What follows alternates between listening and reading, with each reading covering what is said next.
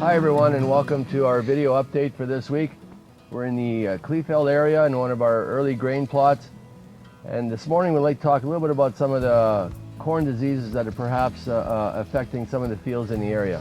First off, I'd like to introduce Michael Weir.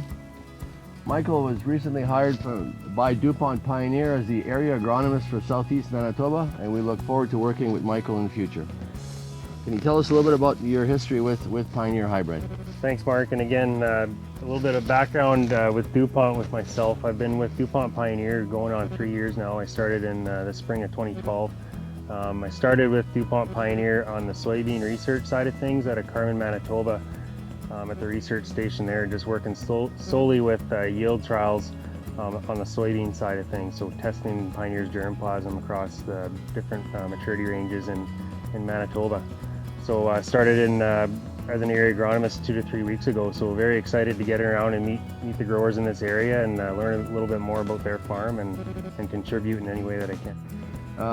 Michael, on diseases, we're seeing some goss wilt out there. Anything else that you've come across? I know Ben and I have really not seen a lot of any other issues in corn so far. No, as far as that I've seen or have heard in the area, Goss's wilt being the main one that guys are starting to find. I'm finding myself mostly in the outlying areas of the field on field edges where it's maybe more prone to wind and dust. As far as other diseases, I've heard people mention northern corn blight. I haven't seen any of that, and I really don't expect to. Primarily right now, just finding Goss's wilt as far as leaf disease in corn. So on that note, some of the new products we have coming forward, like 39 V09 AM Acre Max product, rated a 6 for Goss. So this product will fit great into perhaps customers on the heavily rotated corn ground.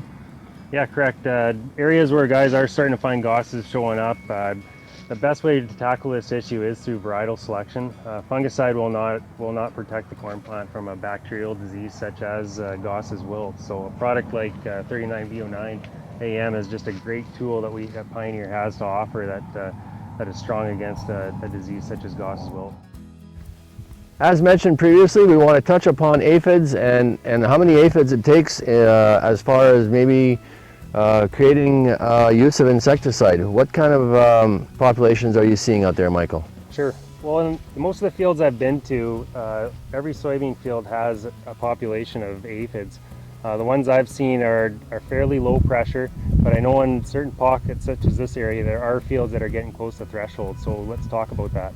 The threshold for soybean aphid is 250 soybean aphids per soybean plant, with the population increasing on 80% of the field. So if you are finding soybean aphid in your field, I would suggest that you do regular checkups in your field, and I would encourage you to do this. If you do get to an area where there is a hot spot with lots of soybean aphid, don't panic.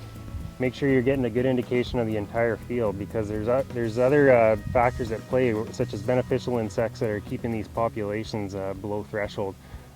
Insects such as ladybug larvae, lacewing larvae, hoverflies. These beneficial insects can eat anywhere from 100 to 150 soybean aphids per day. So if you jump the gun before the threshold, you're also killing these beneficials. So again, just to summarize, 215 soybean aphids per plant, with the population increasing on the majority of the field. And if you're getting close to that, then it may warrant an insecticide treatment.